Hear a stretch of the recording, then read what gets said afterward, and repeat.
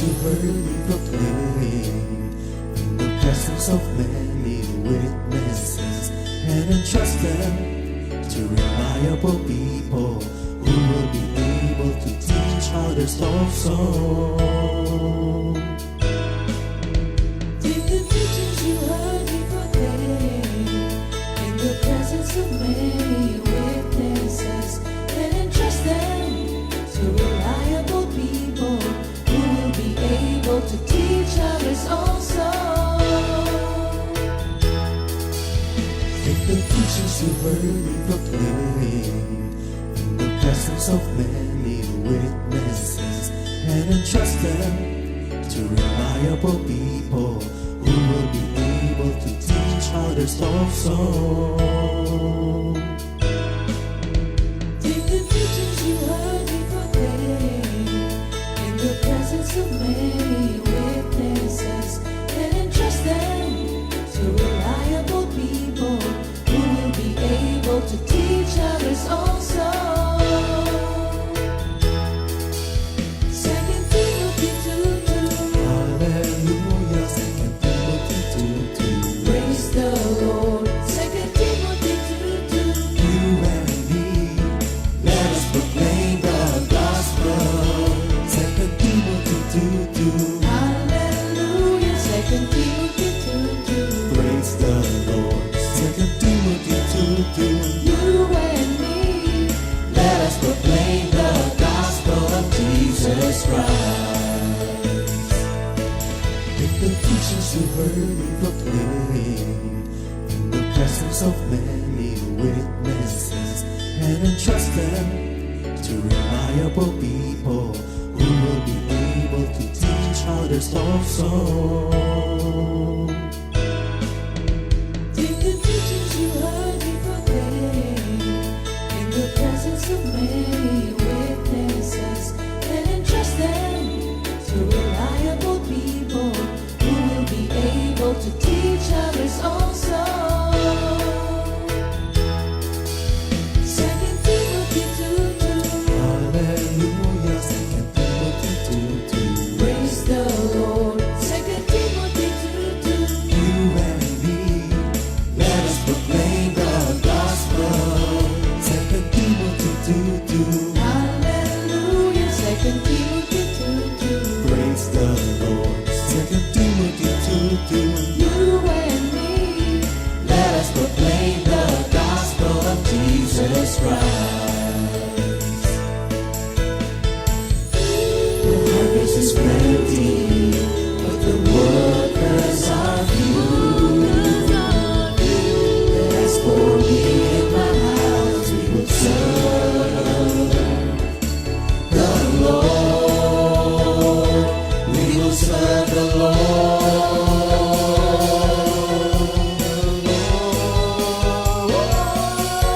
Second Timothy 2:2.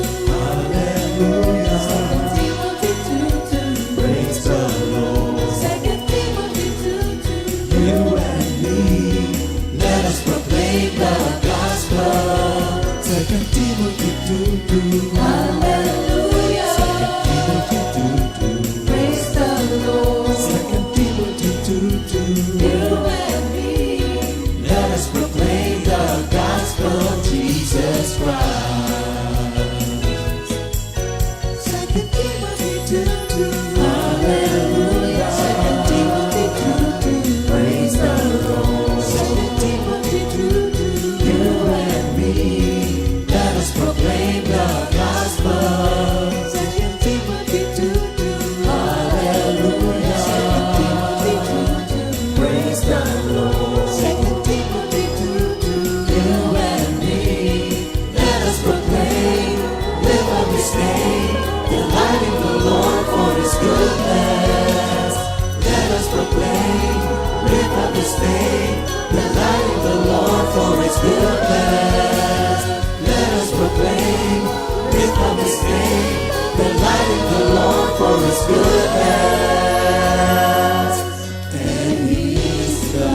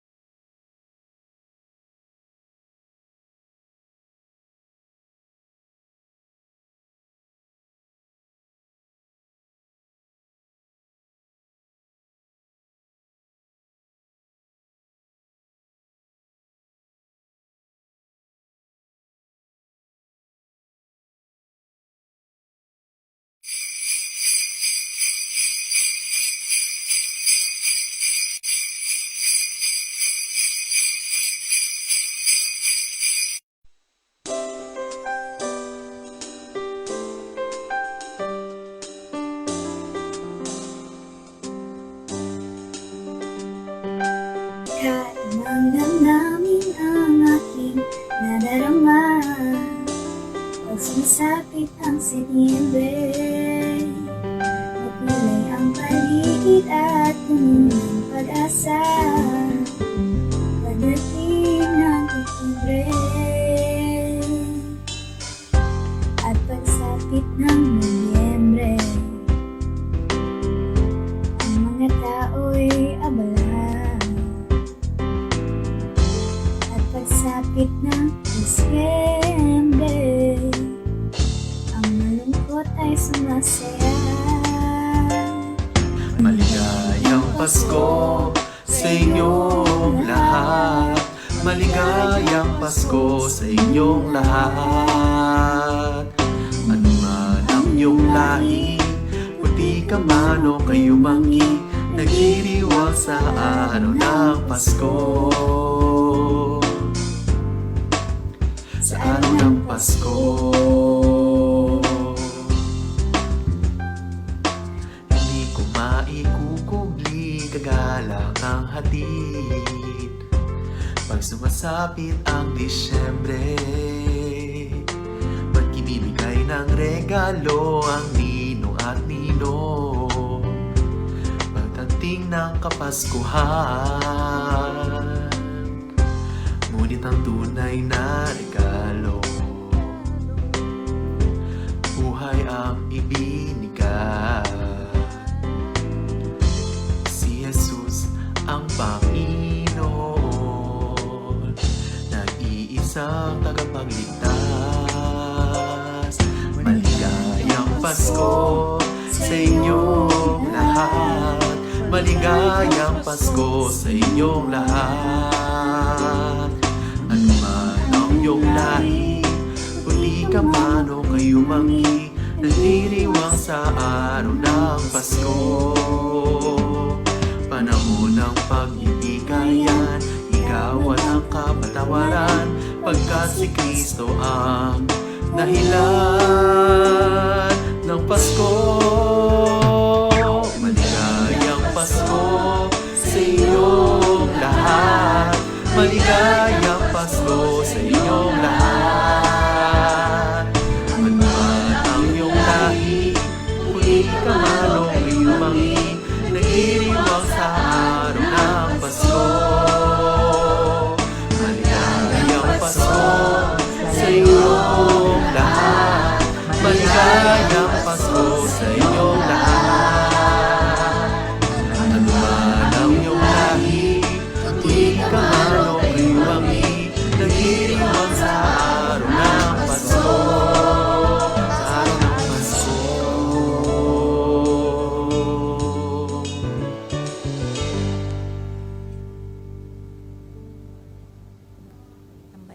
Namamasko po. Good morning, Good Jesus. morning, Jesus. Good morning. Good morning, everyone. Thank you, Lord. Hallelujah, hallelujah. Salamat sa Diyos, tayo magkakasamang muli sa oras na ito, sa araw na ito, upang papurihan natin ang ating Panginoon, ha? Sa pamamagitan ng pag-aaral ng Kanyang banal na salita. So, mga kapatid, bago po ang lahat, ay magdasal muna tayo, ha? Let us call the presence of the Holy Spirit para mula simula hanggang gitna kasama niyo tayo. O aming Diyos, tunay na dakila at banal, una po sa lahat talagang maraming salamat po at ibinigay mo sa amin si Jesus. Salamat merong Pasko at salamat po at damang-dama po namin ang kapayapaan, ang kaligayahan sa mga araw na tulad nito. Sa oras pong ito, nais po namin na pag-aralang muli ang iyong mga isinulat sa banal na aklat tungkol sa kaganapan ng Pasko. Kami po ay iyong gagabayan, tutulungan o banal na espiritu. Kayo po ang mangungusap, kami po ay makikinig. Gamitin niyo kaming mag-asawa upang tanging ang katotohanan mo lamang at kalooban ng aming mabigkas. Hayaan po ninyo na kami ay manatili sa iglikuran. Manguna po kayo, makita si Kristo, marinig si Kristo sa bawat bibigkasin namin at nawa nga po ay maging kalugod-lugod sa iyo ang bawat salitang iyong maririnig. 10 po ng aming kalooban, ng aming puso, ng aming isipan. At tulad ng dati, higit sa lahat, may pamuhay namin ang mensahe mo sa araw na ito. Ang lahat ng ito, again, Father, all for your glory. In Jesus' name we pray. Amen. Amen. Thank you, Lord. Hallelujah. Hallelujah. Meron tayong member verse for the week. Dapat ito, sister, sa ulo mo. Amen. Sige nga, saulihin mo nga. Matthew 4:19. Then he said to them, "Follow me, and I will make you fishers of men." Sa Mateo 4:19, at sinabi ni Jesus, sumunod kayo sa akin at gagawin kayong mangingisda ng tao. Memorya ko yun. In Jesus' name. Amen. Glory. So, ito po tayo, mga kapatid, tulad ng nabigkas nung huling tayo magkasama-sama, nalit po tayo na pag-aralan naman natin ngayon ang tungkol nga sa Pasko. Lahat ng kaganapan, malalaking kaganapan na ating tutunghayang muli upang makita po natin na napakapalad natin dahil tayo ay may isang Diyos na hindi nagsimula sa sinabi ng tao, kundi nagsimula, lahat ay nakatala sa Biblia. Siya ay kasama sa mga propesiya at siya ay itinalaga ng Ama. Hindi katulad, I'm sorry to compare, pero wala pong tao na nagbigay sa Kanya ng ganitong karangalan and na ganitong obligasyon. So last time around, ang ating pong pinag-aralan ay tungkol doon kina Simeon at saka kay Ana. At sabi natin, ito yung mga senior citizen na kasama pala sa Pasko. Sila po yung talagang naghihintay, nagbabantay sa pagdating ng Diyos dahil may mga pangako sa kanila. Unang-una kay Simeon. Ano bang pangako kay Simeon, sister? Hindi siya mamamatay habang hindi niya hanggat hindi nakikita. niya nakikita ang Mesiya. At yun ay naganap sa Kanya. So ito po yung pwede natin tawagin na post-Christmas message. Kasi ito ay may panganak na si Kristo nung maganap ito. Sa araw pong ito, pupunta naman tayo doon sa pre-Christmas message. Ito yung bago pinanganak ang ating Diyos. At ito nga po ay hango doon sa Isaiah 7 verse 14. At ito po ay ating pag-aaralan at tulungan nga tayo ng Diyos sa ating pag-aaral na ito. So again mga kapatid, tayo ay umawit muna ng isang awitin na nilalaman ng Isaiah 7:14. Jesus is the reason for the Christmas season. Jesus is the reason for the Christmas season. Son of God, Father's love, God's gift of eternal life, Word of God, Emmanuel, God is with us. For Jesus is the reason for the Christmas season. One more time. Jesus is the reason for the Christmas season.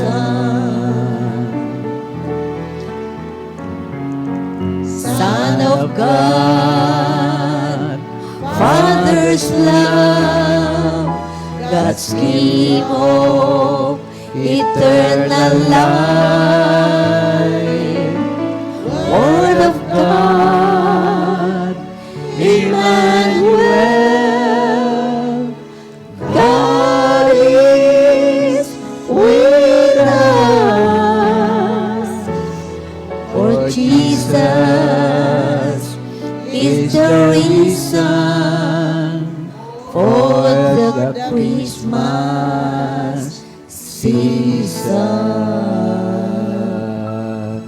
you, Lord. Si Jesus ang dahilan ng Pasko. Si Jesus ang dahilan ng Pasko. So, sa ating word for today, sa Isaiah 7:14, ang sabi dito ay ganito, dahil dito, si Yahweh mismo magbibigay sa inyo ng palatandaan. Maglilihi ang isang dalaga at magsisilang ng isang sanggol na lalaki at tatawagin sa pangalang Emmanuel. Therefore, the Lord himself will give you a sign. Behold, the virgin shall conceive and bear a son, and shall call his name Emmanuel. Isaiah 7:14. Magandang umaga po uli sa ating lahat. Therefore, bakit ba nilagyan ng therefore? So, ibig sabihin po nito ay mayroong pinagkukunan. Nung panahon pong yun, ang Israel ay medyo may malaking problema tungkol sa kanilang relasyon sa Diyos. Para bagang meron silang problema sa apostasy at ang kanilang blasphemous idolatry ay kitang-kita at daman-daman na rin ng propetang Isaias. At ipinagbilin ng Diyos kay Isaias na sabihin sa kanila na sila'y tutulungan at ang magiging sign nga nito ay itong kanyang sinabi na siya'y magpapadala ng isang sign. Walang iba ito kundi yung panganganak ng isang birhen na magbibigay ng pag-asa sa kanila, sila'y tutulungan hanggang sa sila'y makatagpong muli ng kapayapaan at kaginhawahan. So yun po ang ikot ng ating pag-aaral ngayon. At ito nga po ay may napakalaking bahagi sa pagse-celebrate ng Christmas. Ang sabi natin, ito yung pre-Christmas message of the day. At ang title po natin ay The 7 Days of Christmas. 7 days, these are the big events of Christmas. More than 7 days yan, pero pipiliin po natin yung mga turning point. Ito yung mga malalaking events nga. At ang sabi natin sa subtitle natin ay Connecting the Dots. So, the points are established and what we are going to do is i-connect po natin ang bawat isang ito hanggang sa marating natin yung tunay na kapaskuhan message. So, ano ba ito yung mga 7 days of Christmas na binabanggit po dito?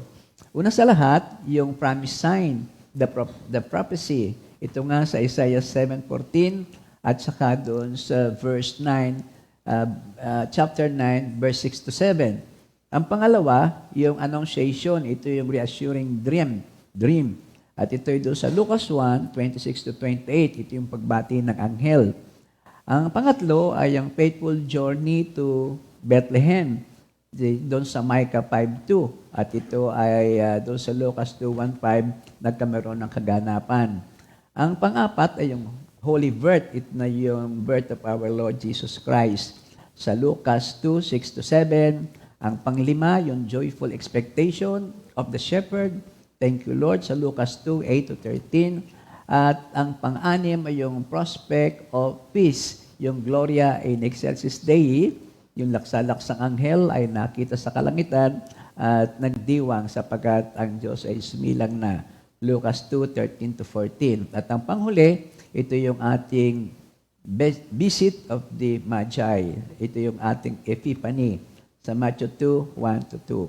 So ito po yung 7 napakaganda, mahalagang oras na kaganapan ng ating Christmas. Tayo po magsisimula doon sa una, yung the promise sign, which is the prophecy of Isaiah tungkol sa pagdating ng ating Panginoon. So again mga kapatid, ano ba ang prophecy? Sa Bible, ito isinamarize na nito yung mga divine communication of God's will, often foretelling future events of conveying message of moral and spiritual significance. In other words, ito yung message from our God. At ang mga propeta ang ginagamit, sila yung mga designated na messenger at they play a pivotal role in this dynamic relationship between the Creator and the creation. Ang mga nangunguna rito ay itong sina Moses, sina Elijah, Isaiah, at ang marami pang iba. Major, minor prophets. At napakahalaga po dahil sila nga ang mga propeta na nagbigay sa atin ng impormasyon ng mga propesya tungkol sa ating salvation, redemption, and the fulfillment of God's promises. Doon sa 2 Peter 1:20 to 21, 2 Peter 1:20 to 21, higit sa lahat, unawain ninyong wala makapagbibigay ng sariling pagpapahulugan sa alinmang propesiya sa kasulatan. Sapagkat ang pahayag ng mga propeta ay hindi nagmula sa kalooban lamang ng tao, ito'y galing sa Diyos at pinahayag ng mga tao nasa ilalim ng kapangyarihan ng Espiritu Santo. Sa 1 Corinthians 14:3, sa kabilang dako, ang nagsasalita ng mensahe mula sa Diyos ay nagsasalita sa mga tao upang patibayin ang kanilang pananampalataya, palakasin ang kanilang loob at sila'y aliwin. Sa unang Korinto 14:3. Thank you, Lord. Oh, hallelujah. Sa Bible, of course, sa Old Testament, napakaraming prophecy. Napakaraming prophecy at ang napakarami din ang propesya tungkol doon sa pagsilang ng Mesiyas. Napakarami nila at kung inyo po itong bibigyan ng pansin, kung hindi man talagang basahin, masinsinan uli ang Old Testament, i-search po nyo sa Google. Hindi ko na lang po inilagay dito, mga kapatid, yung mga propesiyang yon. Ang ating bibigyan ng focus ngayon ay yung sa Isaiah 7:14, dahil po ito ang pinakasentro na ito na ang inaari ng maraming mag-aaral na pinakasentro ng propesiya tungkol sa kapanganakan ng ating Panginoon. Yung sa Isaiah 7:14, ito ay pinakikita kung paano isinilang ang ating Panginoon. At yung pangalawa naman, kaya lang hindi mo natin matatakel ang topic na ito, doon sa chapter 9, verses 6 to 7, dito naman ay ipinakita kung paano mamumuno si Jesus na isisilang. So again, mga kapatid, ang propesiya ni Isaiah ay mahigit kumulang na 700 taon bago pinanganak si Kristo. At ito nga po ang laman nito, may manganganak, may sign, virgin birth, at ang tatawagin sa batang ito ay Emmanuel. Napaka-symbolic ng virgin birth na ito kasi ito actually pinaka-central ng ating faith and it finds an ultimate in the birth of Jesus Christ. The name Emmanuel means God with us. It signifies the presence and intervention of God in the world. This prophecy is often interpreted as a foreshadowing of the coming of Jesus Christ. Familiar na tayo dyan, mga kapatid. Emmanuel, God is with us. Ano ba ang significance nito? Sa New Testament, lalo doon sa Gospel of Matthew, disconnect the prophecy with the birth of Jesus Christ and it emphasizes its significance in the fulfillment of God's plan for salvation. Ito ang God's plan for salvation. It starts in this particular event in the Bible, the birth of our Lord Jesus Christ. Pero, by the way, hindi ito sa Bethlehem nagsimula ang programang ito, sister ha? Ito even before. Sabi nga ni Jesus Christ, before Abraham, I am. So, ibig sabihin, ando na si Lord bago pa ito. Pero yung topic na yan, doon naman natin pag-aaralan sa susunod na big event. Ano? So the prophecy in Isaiah 7:14 is also significant sa theological aspect of our study. The virgin birth of Jesus Christ is foundational belief in Christianity as it signifies the divine nature of Jesus as the Son of God. The birth serves as an affirmation of the belief in the incarnation of God in human form, and it points to the central message of the Christian faith, that Jesus is the Savior who came to reconcile humanity with God. Napakalawak ng ibig ipahiwatig nung pagdating ni Kristo bilang tao, bilang anak ng Diyos na nagkatawang tao. Yung Emmanuel, ang ibig sabihin noon daw ay with us. At yung L means God. So, God is with us. At katulad ng pagsama ng Diyos sa Israel, doon sa wilderness, ganun din ang pinahiwatig sa atin na tayo sasamahan, tayo po proteksyonan, tayo ililigtas, tayo po providean. God is with us. Because God is with us in Christ, we can always be triumphant and rejoicing. Yun ang isa nating huwag kakalimutan. So, sa Matthew 1, verse 21, magsisilang siya ng isang batang lalaki at Jesus ang ipapangalan mo sa sanggol sapagkat ililigtas niya ang kanyang bayan sa kanilang mga kasalanan. Ito yung mensahe ng anghel kay Maria. Yung the name of Jesus, ang ibig sabihin nun sa Griego ay Yeshua. Y-E-S-U-A. Nang ibig sabihin Yahweh is salvation. Jesus is salvation. So Jesus was his name as the Son of Man.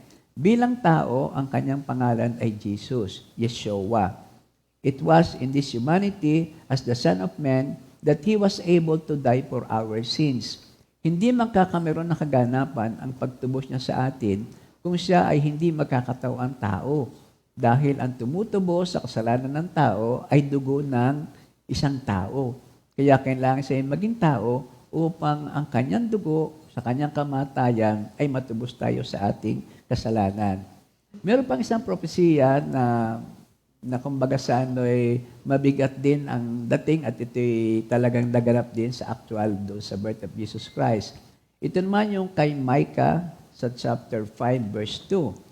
Ito ang itinutukoy naman dito ay kung saan ipapanganak ang ating Panginoon. Alam natin na sa Bethlehem, pero hindi naman sila taga-roon, sila ay taga-Nazaret. Yan sabi ito sa Micah 5:2, sinabi ni Yahweh, ngunit ikaw Bethlehem, Ephrata, bagamat pinakamaliit ka sa mga angkan ng Huda, ay magmumula sa iyong angkan ng isang mamumuno sa Israel. Ang kanyang pinagmulan ay buhat pa nung unang panahon pa. Yun ang propesiya. At ang fulfillment naman ito ay doon sa Lucas 2:4-7. Lucas 2:4-7. Mula sa Nazaret, isang lungsod sa Galilea, si Jose pumunta sa Judea, sa Bethlehem, na bayang isinilang ni Haring David, sapagkat siya'y mula sa angkan ni David, kasama rin niyang umuwi upang magpatala si Maria sa kanyang magiging asawa na noon ay nagdadalang tao. Ano ba ang kwentong ito at ba't nga sila pumunta sa Bethlehem? Kasi nagkameron degree ang decree ang emperador na ang lahat ng mamamayan ng Jerusalem ay kinakailangan pumunta sa kanilang bayan at magpatala. Magkakameron ng census kasi. Kaya bilang masunuring mamamayan, si Jose, bagamat kagampanan ni Maria, ay sinunod ang utos ng namamahala. Kaya nga mula sa Nazaret, sila ay napapunta sa Bethlehem. Yun ang kwento noong effect noong propesiya ni Micah sa chapter 2. Thank you, Lord. So, ano ba ang makikita natin dito na isa pang ipinahiwatag sa atin?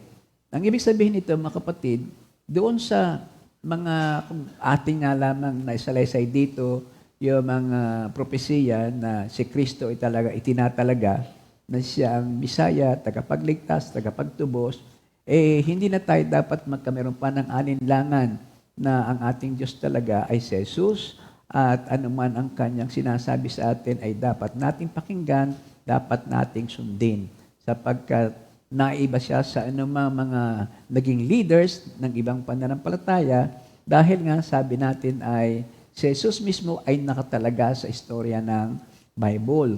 Siya ay may mga propesiya sa kanya. Samantalang yung iba, kumbaga sa ay mga self-proclaim. Kaya nga ang kanilang authority ay bigay ng tao. Samantalang ang kay Kristo ay bigay mismo ng Diyos sa kanya at ito'y napakahalaga. So, dapat pakinggan si Jesus sapagkat ang sabi nga ay sa John 14:6, I am the way, the truth, and the life. No one comes to the Father except through me. Yon ang pinagmula nitong salita na ito. Lahat kasi itinalaga kay Kristo, kaya lahat niyang sasabihin, ang bilin ay, pakinggan niyo ang aking anak. Ganun sa Matthew 4:19, yung ating memory verse for the week. Tayo tinatawag ng Diyos at dapat tayo sumunod. Dahil yun naman ang reason kung bakit naman tayo ay iniligtas. Hindi lamang para sa sarili nating kapakanan, sapagkat meron din mga tao na nangangailangan na hindi pa nakakarinig ng salita ng Diyos at yun ay dapat nating magampanan. Yun ay tanda rin ng ating pagsunod at pagsisay na thank you Lord, kami iniligtas mo. So halik kayo, gagawin ko kayong mamamalakayan ng tao. Sumunod kayo sa akin, yun ang kay Kristo. Sa Matthew 10:32 to 33, therefore, whoever confesses me before men, him I will also confess before my Father who is in heaven. But whosoever denies me before men, him I will also deny before my Father who is in heaven. Ang sino mang i-confess ang aking pangalan, ipagmalaki, sabihin sa mga tao, ang tungkol sa kanilang panampalataya sa akin, ay gayon din, aangkinin ko rin sila sa harap ng Ama. At kung sino mag-deny sa akin, i-deny ko rin. Kaya nga po, napakatindi noong ating gagawin pagsunod sa ating Panginoong Hesukristo. So, isa-isahin natin yung sinasabi doon sa Isaiah 7:14.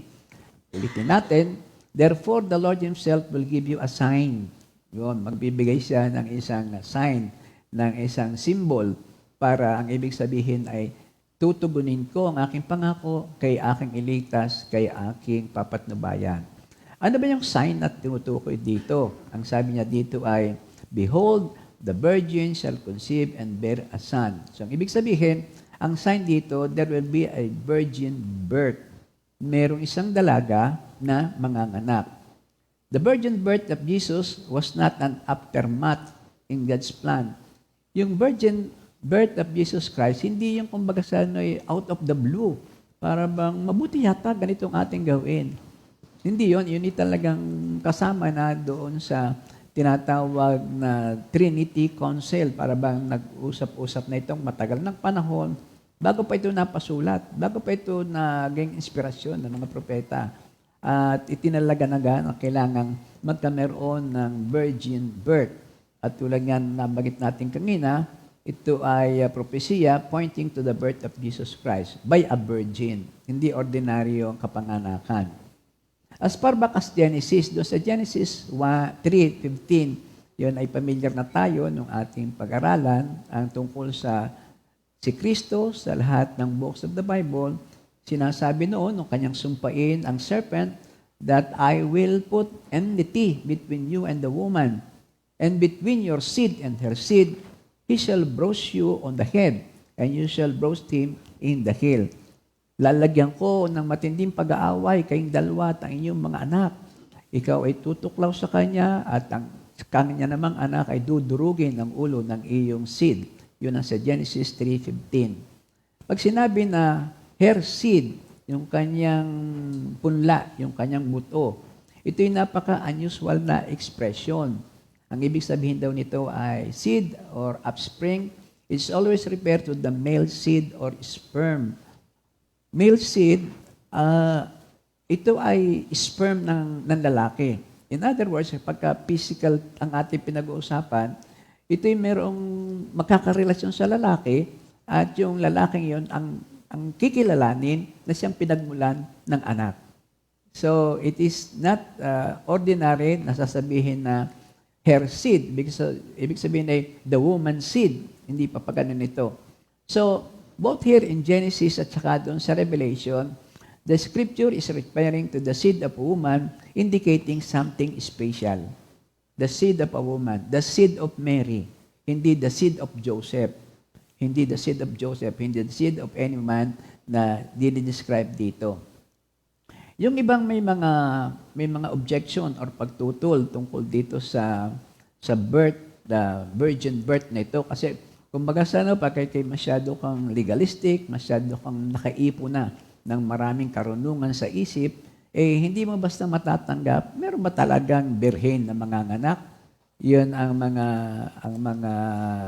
mga reklamo, mga protest ng iba. Noong pa man hanggang ngayon.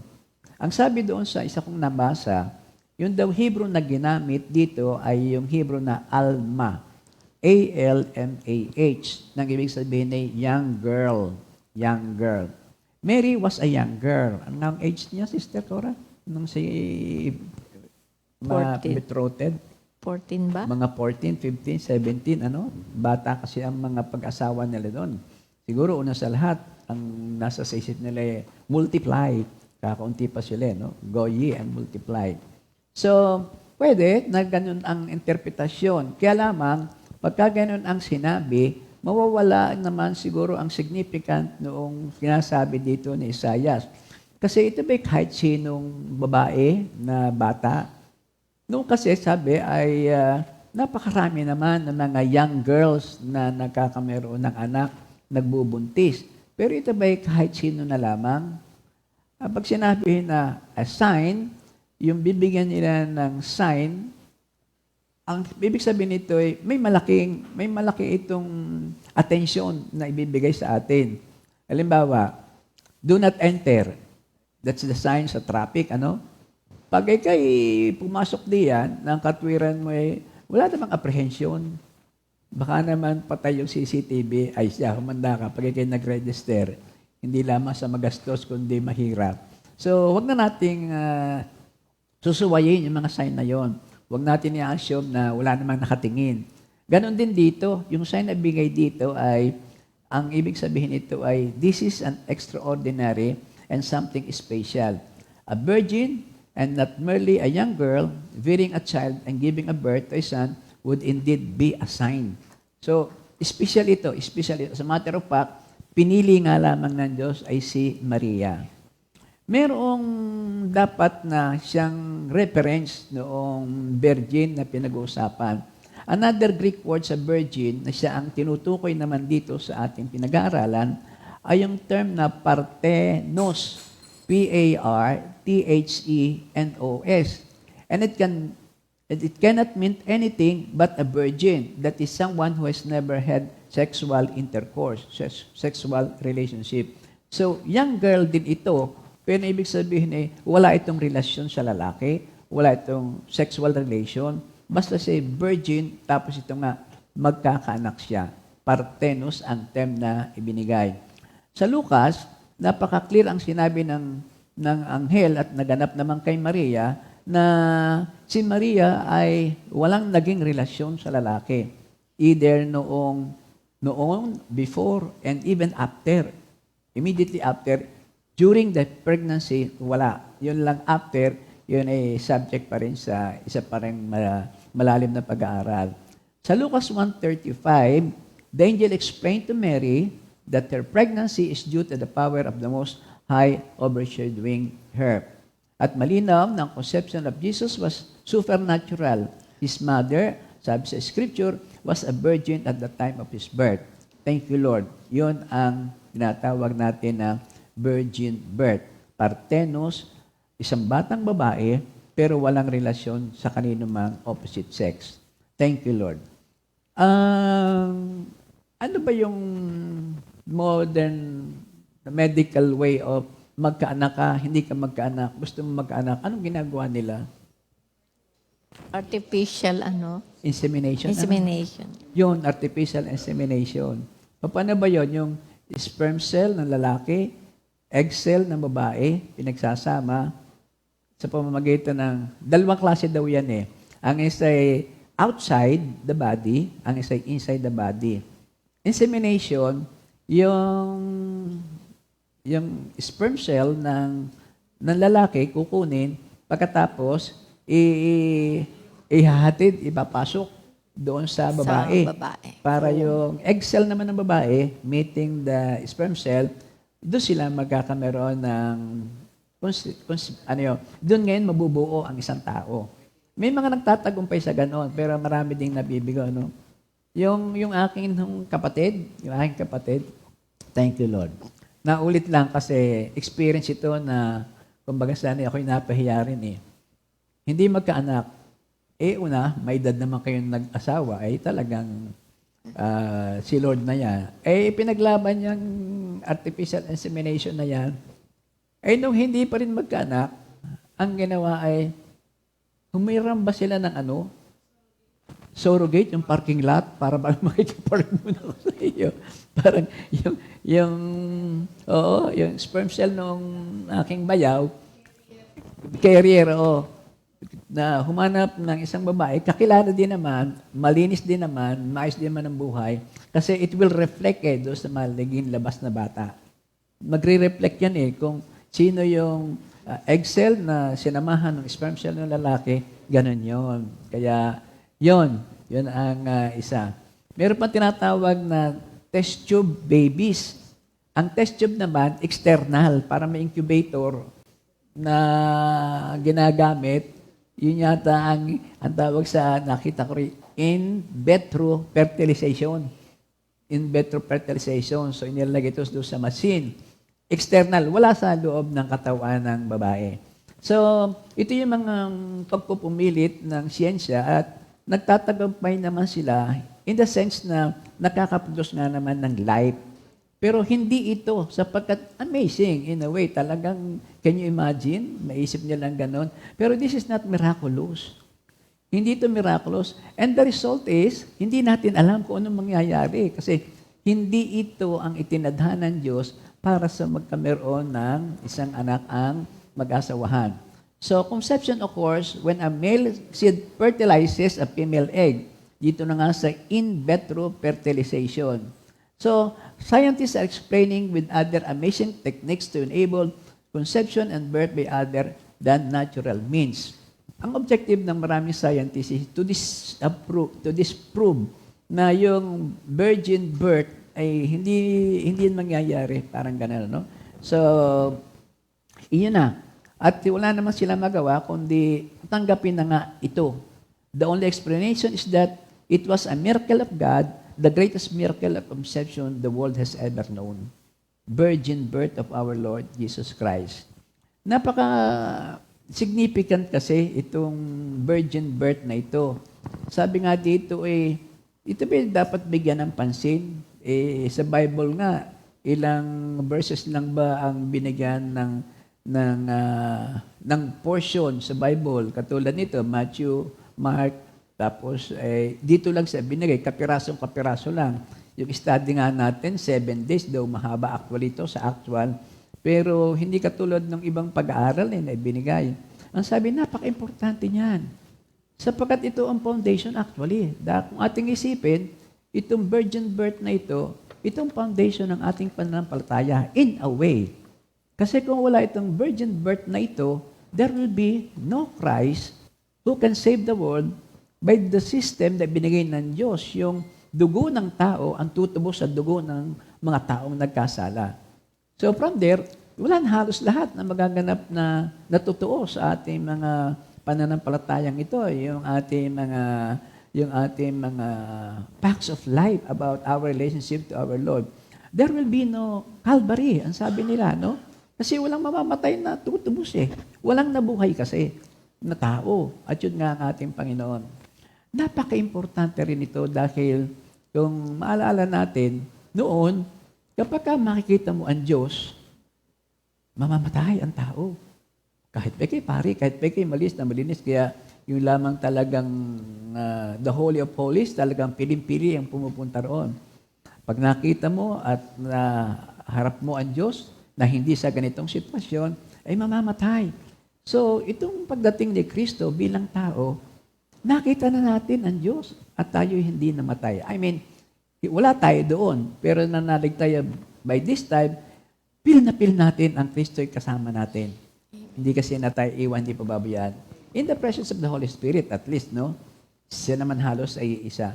So ito yung isang napaka-importante na kung hindi natin ito paniniwalaan, and as a matter of fact, ang sabi pa noong isang napag-aralan ko, ang isang problema nito, unchurched, ang Catholic Church, okay sila doon, napakaganda naman. Kaya lang, kasi pag may tinukoy ng pangalan, such as Virgin Mary, pagka Virgin Mary, ang Catholic Church and other faith, ganun na lamang ang kanilang pagre-recognize at pag-amin na ito'y totoo. Ang problema lang doon ay kung minsan napapasobra ang ibang sektor na parang si Mary ay ginagawa na talagang Diyos. Ito namang ating mga born again, tayong mga Kristiyano, in a way, tayo, alert tayo na hindi dapat ganoon. Ang nagiging problema naman ngayon natin ay halos na may iwasan. Halos na may iwasan na yan ay maging topic o pag-usapan na si Maria talagang nanganak na birhen. At siya'y talaga ang ginamit ng Diyos upang maging ina ni Kristo. Nadadampen yung spirit. Kahit kasi napakaliliit na facts about our faith, ang sabi ay, ito'y huwag nating pababayaan. Ito'y ating ipagtatanggol. Ito'y ating ilahad sa iba upang mula dito, lumawak din ang pananampalataya. Sapagkat kung wala pinagmulan, wala niyang patutunguhan at wala rin katapusan. So yan mga significance, ito po ang mga significance ng ating pag-aaral na ito. Thank you, Lord. Ano? Amen. Ako ay tuwan-tuwa dito sa ating nakita na ito at ikaw ba'y ready na o break muna tayo? Alam mo, napakaganda nga ng topic mo. At ano nga ba yung mga implication at significance ng virgin birth sa ating pananampalataya? Pero, unahin muna natin yung may birthday. Ay, oo. Batiin muna natin. Kasi kailangan natin batiin muna natin ang mga may birthday. Sige, Ang mga sister. may birthday ngayong November 26 ay sina Sister Isa Banyagale. Banyagale. San Pablo. Sister Ina Nukum, Sister Riana Salvacion, Sister Lika Aquino. Laika ba yun? Alika. Alika Aquino. Brother Arvin de la Cruz. And belated happy birthday kay Sister Ophelia Anake. Ay, ako'y belated happy birthday uli kay Sister Olive. Yes. Alam mo, ako'y tuwan-tuwa doon. Ang saya ng birthday niya. Ang saya. Masaya pala pagka mga senior ang marami. Alam mo, Okay, may tawagin Hindi muna naman, natin. Darling, huwag mo na si Bong. Yan na may makighintay. Brother Bong, diyan ka muna. Stay ka lang, ha? May ibig ko lang ulitin ito. Alam mo, nung gabing yon, ibig ko sanang sabihin na Sister Olive, alam mo, gusto ka naming ampunin. Hindi ko lang kita nakausap, pero kung kayo nakausap at kayo pumayag, nung gabi ding iyon, aampunin natin. Alam mo kung bakit? Napakabait niya sa magulang. Yun ang aming relasyon yung pag-aalaga niya sa kanyang ina, hindi na maintindihan ko nung gagawin. Pagkatapos Pati sa mga kapatid Sa at mga pamangkin. kapatid. Kaya Oo ayaw na ayaw siyang papag-asawahin, di ba? Oo nga eh. Sabi nung isa nag-share. Okay, tawagin na Sister natin Olive, si... happy birthday ulit ha. Kung ina-accept mo ang aming proposal, di let us celebrate. Amen. Totoo ha, totoo. Lahat kayo in Jesus' name. Amen. Sige. Brother sige. Bong. Brother Bong. Hallelujah. Birthday din pala ni Brother Bobby Dungo Ay, nako. ng Phil Phil Estate. pa naman siya. Oo nga. Sige, Happy birthday uli. Thank you, Lord.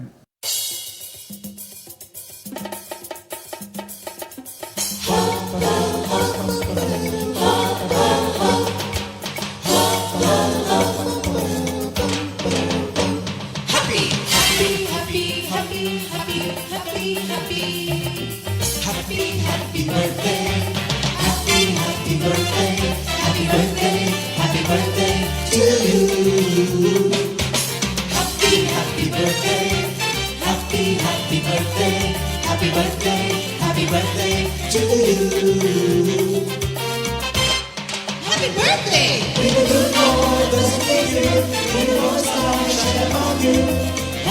Happy birthday to you.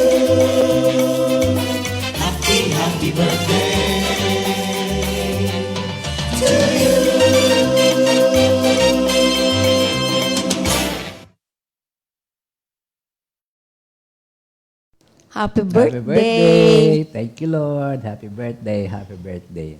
Meron ba tayong announcement, sister? Okay, Wala. announcement.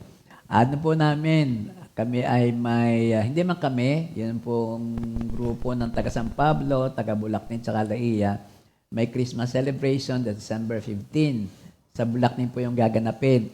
Kahit kung hindi kayo taga roon, kayo aming niyayaya. Opo.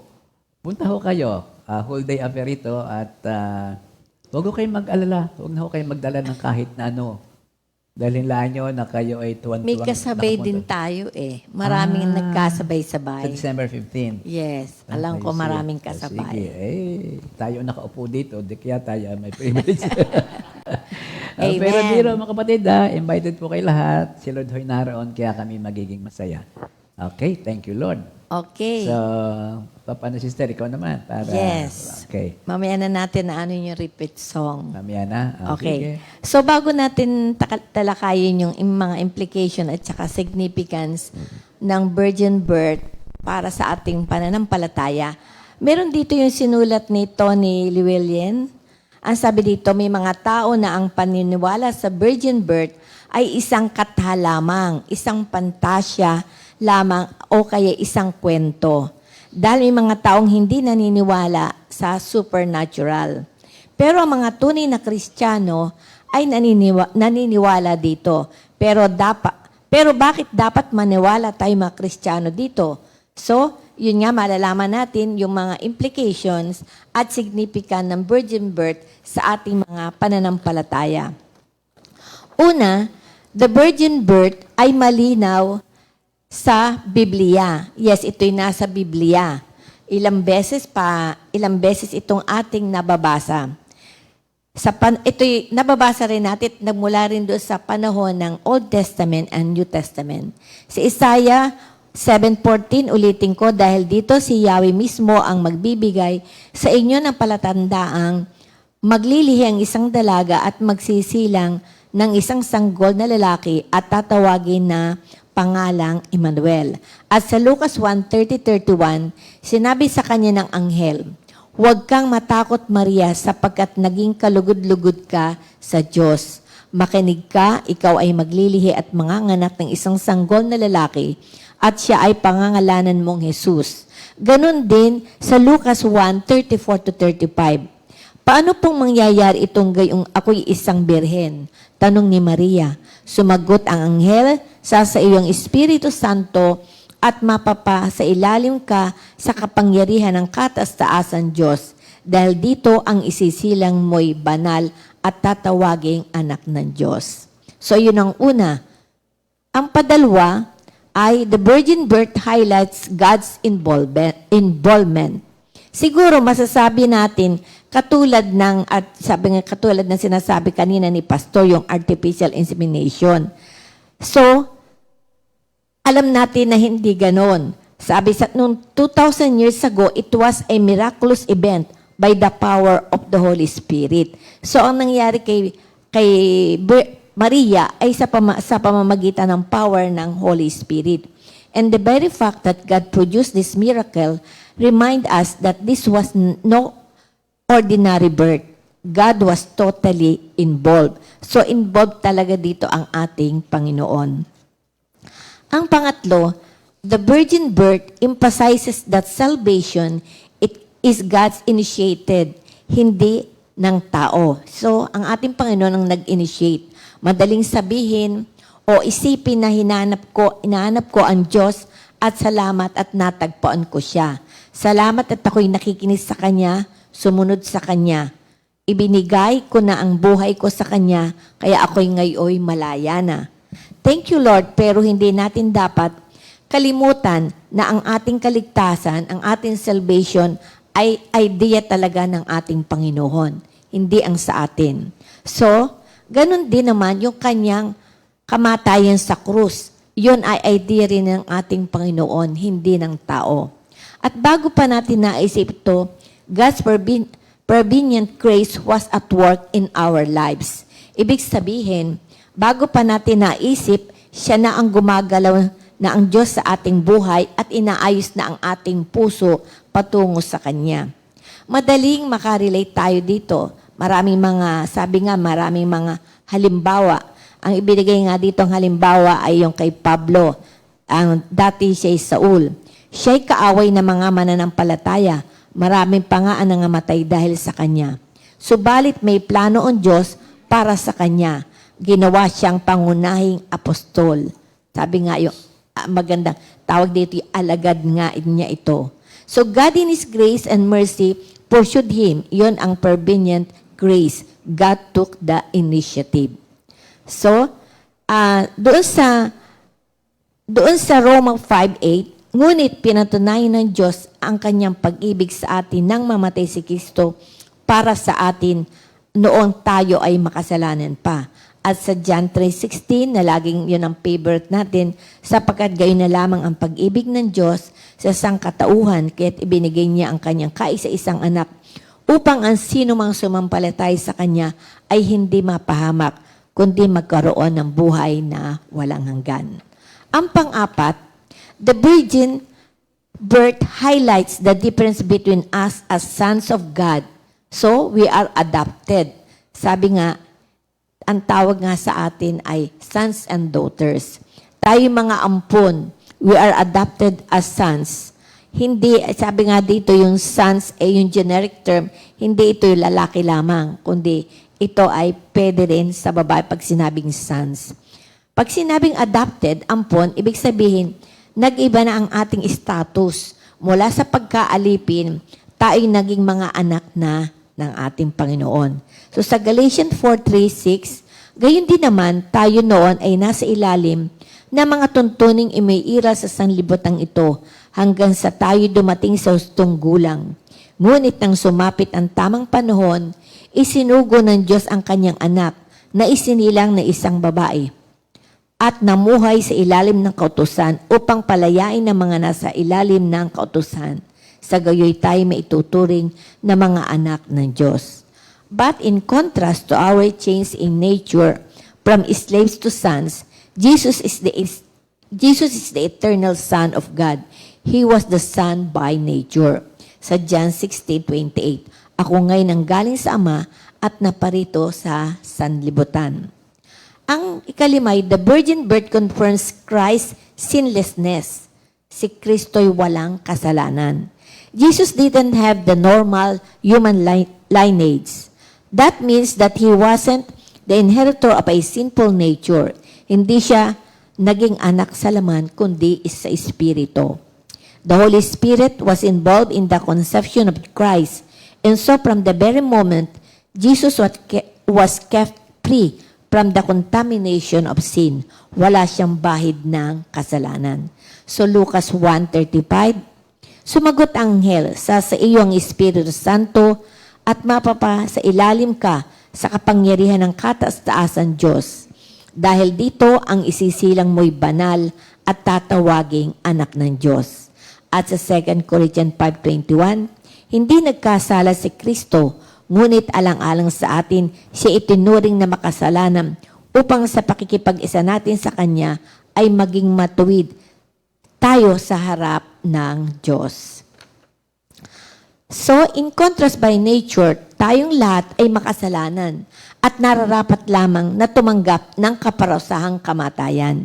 So, Ephesians 2:3, ang totoo, tayong lahat ay dati ring namumuhay ayon sa pagnanasa ng ating laman at sumusunod sa mga hilig ng katawan at pag-iisip. Kaya sa ating likas na kalagayan, kabilang tayo sa mga taong kinapupuutan ng Diyos. Christ was conceived by the Holy Spirit and so was sinless. It's only through His sinlessness that He was able to pay the full penalty for our sin. Ito ang dahilan kung bakit ang virgin birth at ang kawalang kasalanan ni Jesus ay under attack ng kaaway. Kaya marami pa rin ang hindi naniniwala dito, kumbagay halos sabihing imposible.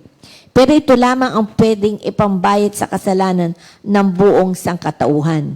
Hindi dugo ng hayop, kundi malinis na dugo ng kordero. Walang kasalanan. Nothing is impossible with God. Alam ko may awit tayo nito eh. Oo naman. Nung all things are possible. Awitin nga natin. All things are possible. All things are possible. All things are possible. Thank you, Lord.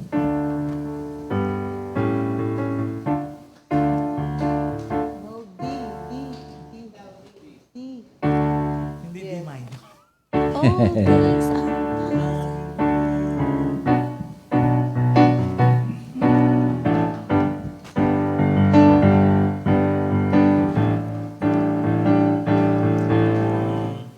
All All things are possible with God. All things are possible with God. All things are possible if you believe. All things are possible with God. All things are possible with God. All things are possible if you believe. When you're in trouble, if you have sorrows, when you are weak, He is our strength. When you are alone, and no one to lean on, just call His name, He will answer you. There is power in the name of Jesus. There is healing in the name of Jesus. Nothing is too difficult for Him. All things are possible with God. All things are possible with God. All things are possible if you believe. If you believe. Amen. I believe. Analogy lang, naisip ko lang habang kinagsasalita tungkol sa virgin birth. Nung si Kristo ay namatay, inilibing, ang piniling libingan ay yung unused. Hindi pa nagagamit na libingan. Hindi pa nagagamit na libingan. Kung yun ay, sa paglilibing ay isang virgin na libingan, ay di lalo na nga ito palang yung birth. Hindi pa nagagamit na womb. Kaya yun ang virgin. So, yun ang isang katotohanan. Banal kasi yung ipapanganak, kaya dapat ang kanyang paglalagyan ay wala rin kasalanan. Kaya ito ay mga propesya na totoo naman. So here comes na yung huling bahagi noong Isaiah 7:14. Ating tinakil na yung sinasabi na there is a sign at siya na yung virgin birth. Ang panghuli dito ay ang sinabi na maglilihi ang isang dalaga at magsisilang isang sanggol na lalaki at tatawagin sa pangalang Emmanuel. Emmanuel. Sa Tagalog pala ay ang Emmanuel at sa English is I ang Emmanuel.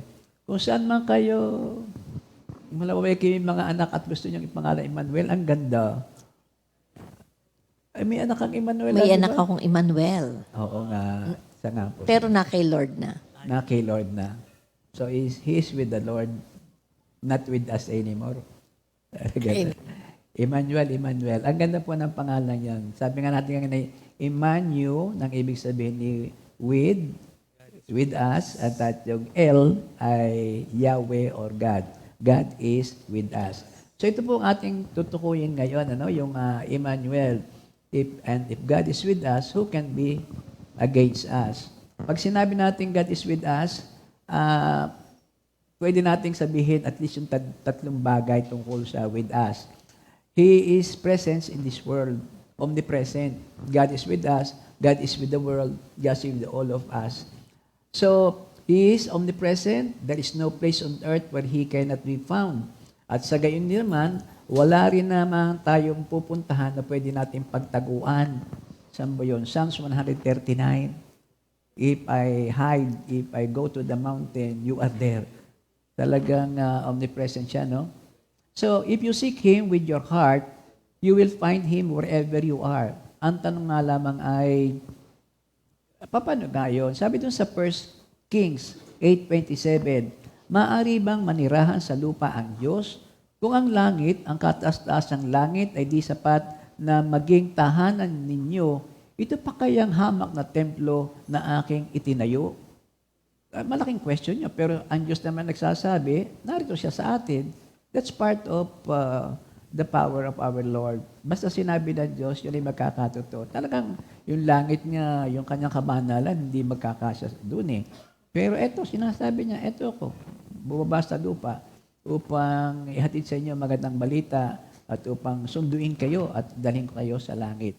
So, ang ating Savior ay narito John 3:16, upang tayo ay ligtas. Ang sino mang manalig ay hindi mapapahamak at magkakameron ng buhay na walang hanggan pa nga. Yan ang ating John 3:16. At siya nga ay doon sa Matthew 1, verse 21, magsisilang siya ng isang babatang lalaki at Jesus ang ipapangalan na sanggol sapagkat ililigtas niya ang kanyang bayan sa kanilang mga kasalanan. So, ang ibig sabihin nito, ang sabi natin sa konteksto, napakalaki na ng kasalanan ng Israel, idolatry, halos ay sila apostasy, umaalis na sa pananampalataya. Itong sign na ito na ibinigay ng Diyos will save us from all our past sins. Yung lahat nating kasalanan, yan naman talaga ang ibig sabihin ng crucifixion eh. All our sins, nakaraan, kasalukuyan at darating pa, yun ay kasama sa pinatawad at tinubos ng ating Panginoon. Yung lamang ay depende again sa ating response. No? Ang sino mang manalig ay hindi mapapahamak. Sa buong mundo, pinagkaloob yan. Sa buong mundo ganyan. Kaya nga daw hindi makabalik ang ating Panginoon kasi doon sa ganung kalaking buong mundo, wala pang kapiraso ang circle na nananalig. Kaya yun din ang isang balik sa atin, ang paalala sa Matthew 28, yung ating responsibilidad sa pagkakataong ito na ating ipahayag ang salita ng Diyos upang dumami ang manalig at sa kanyang pagbalik, marami naghihintay sa kanya. So yun ang una. Ang pangalawa, si Satan, ang prince of this age, ano ba ibig sabihin? Siya ba nag-ahari sa mundong ito? Ang kanyang influence ay napakamatindi. Sa John 12:31, panahon na upang hatulan ang mundong ito. Panahon na rin upang hatulan ang pinuno ng mundong ito. Sa Efeso 2:2, sinusunod ninyo noon ang masasamang takbo ng mundong ito at napailalim kayo sa pinuno ng mga kapangyarihan sa himpapawid, ang espiritong nagahari sa mga taong ayaw pasakop sa Diyos. Sa totoo lang, lahat tayo nanggaling doon. Sa totoo lang, may tendensing bumalik ang iba. Mag-drip ay, huwag mga kapatid, dikit lang kay Lord sapagkat yan ang tunay natin na kalakasan at tunay nating Panginoon. Pero ang sinasabi nga dito, kahit pa sabihin na si Satanas ay ang prinsipe ng mundong ito, God is still in control. Hindi pwedeng hindi ang Diyos ang kumontrol nito. Pati nga si Satanas, control niya eh. Remember mo ba, sister, doon sa Job? Di ba sabi niya, saan ka pupunta? Pagala-gala. Bakit? Nakita mo ba ang aking anak na si Job? Sige. Ay kaya naman gano'n sapagkat siya binubusog mo ng pagpapala. Ano sabi niya kay Job? Sige, huwag mo lang siya papatayin. So in other words, ang kumukontrol ay ang Diyos. At ang pinagagawa niya ay pakikinabangan din ng tao upang maging lesson sa atin. So, by the way, hindi ang Diyos ang nagbigay ng titulong ito kay Satanas na siya maging prinsipe. Maging prinsipe dito sa mundong ito. Actually daw, ang nagbibigay nito, mga kapatid, ay walang iba kundi ang tao. Tayo kabilang paminsan-minsan. Kapag dinidisobey natin ang sinasabi ng Diyos, you're obeying Satan. It's always one direction eh. Kung hindi ka pakaliwa, pupunta ka sa kanan. Walang neutrality rito. Kaya sa mga pagkakataon na nakikita mo ikay tinutokso, ikay pupunta sa kaliwa, huwag ka nang tumuloy doon kasi ino-honor mo, itinataas mo ang pangalan ni Satanas na siya talaga ang hari ng mundong ito. Huwag nang ganoon kasi yun ang mga tuksong yan huwag mo lang patulan, awitan mo lang siya, mawawala yan at pupunta ka doon sa gusto ng Diyos para sa atin. So, napakalaki ng influence ng Satanas sa atin. Una sa lahat, kay madaya. Very deceiving.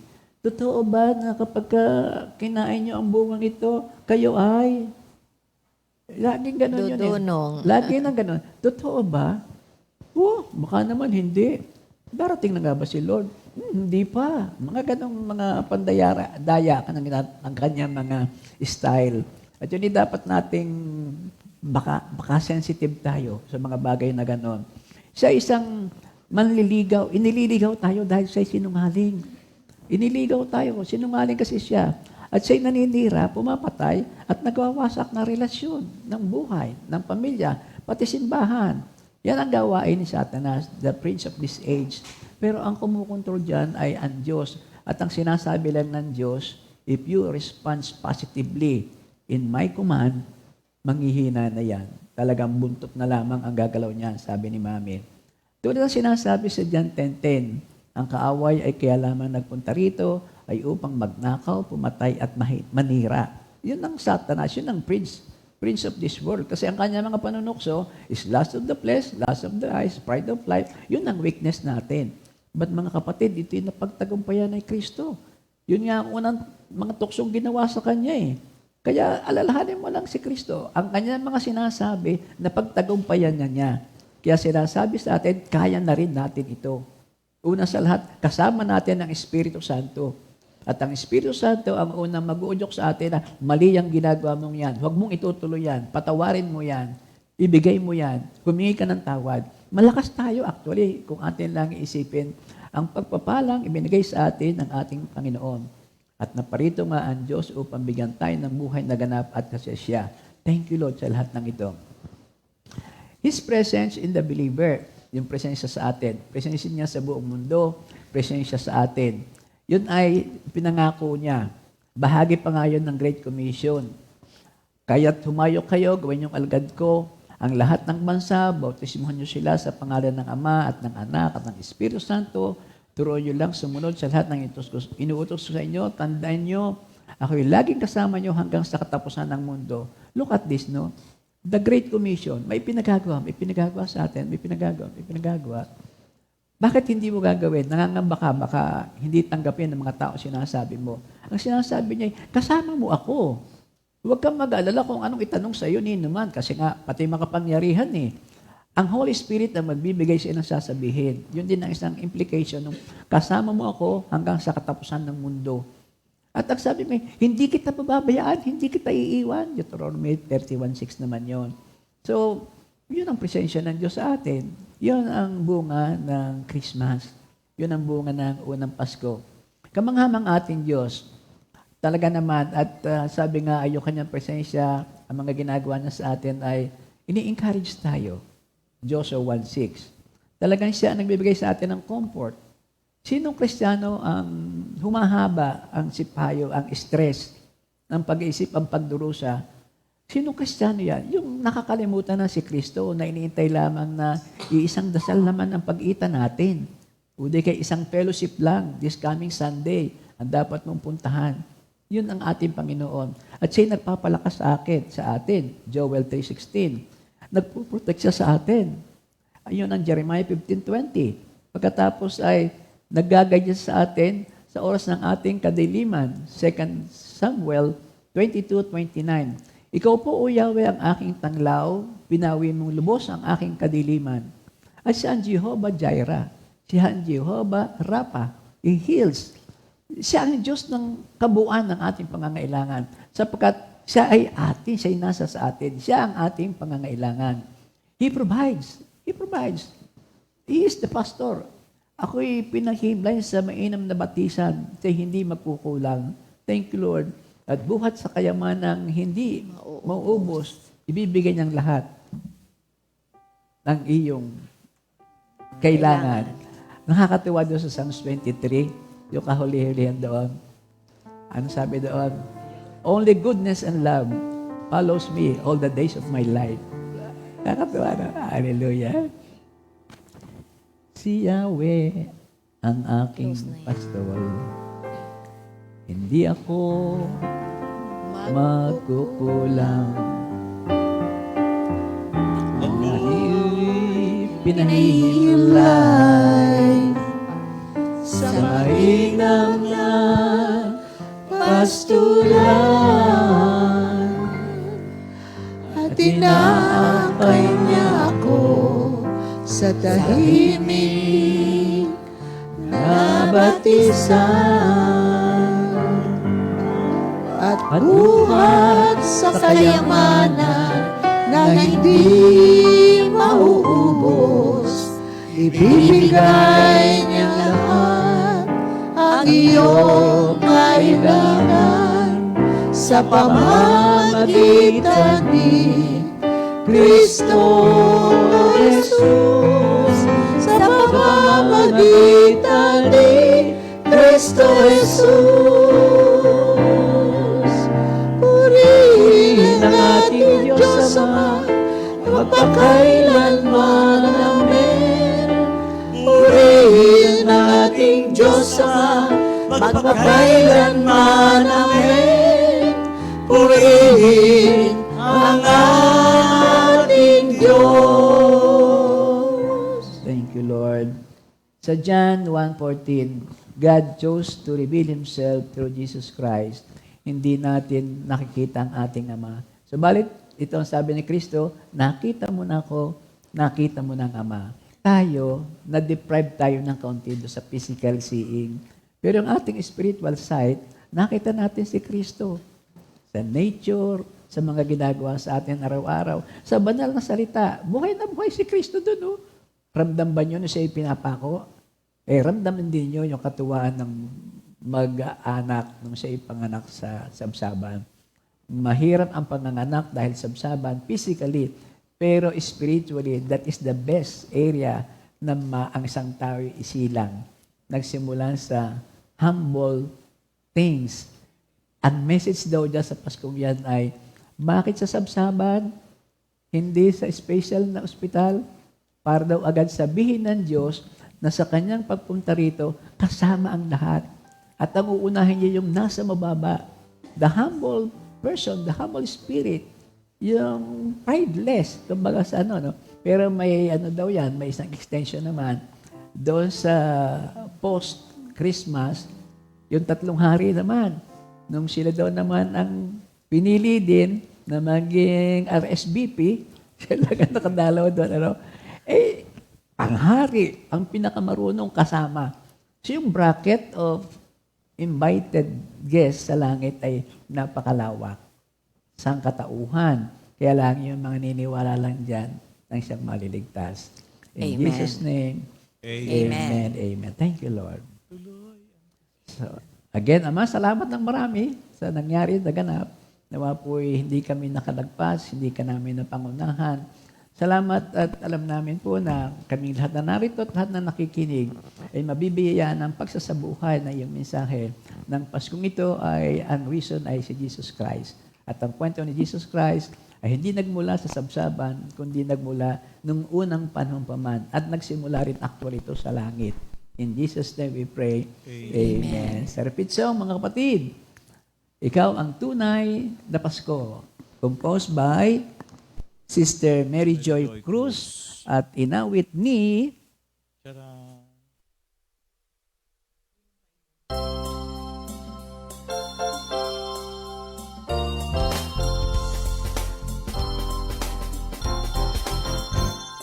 Ano bang naaalala sa darating na Kapaskuhan? Parolan may pailaw sa bawat tahanan.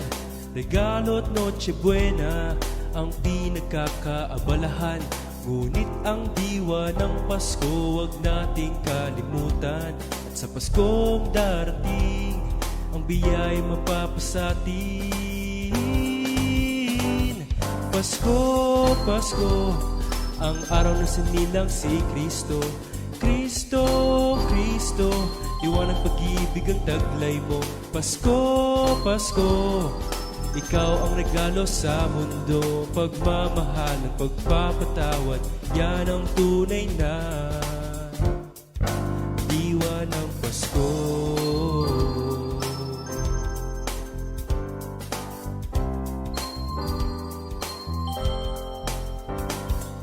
Pamilya at kaibigan, halina't ipagdiwang sa Paskong darating. Diyos, pasalamatan, biyaya at kaligtasan sa bawat araw. Panginoong Diyos, ikaw pinagmulan. Pamilya at kaibigan, halina't ipagdiwang sa Paskong darating. Diyos, pasalamatan, biyaya at kaligtasan sa bawat araw. Panginoong Diyos, ikaw pinagmulan. Pasko, Pasko, ang araw na sinilang si Kristo. Kristo, Kristo, liwanag pag-ibig ang taglay mo. Pasko, Pasko, ikaw ang regalo sa mundo. Pagmamahal at pagpapatawad, yan ang tunay na diwa ng Pasko. Pasko, Pasko, ang araw na sinilang si Kristo. Kristo, Kristo, liwanag pag-ibig ang taglay mo.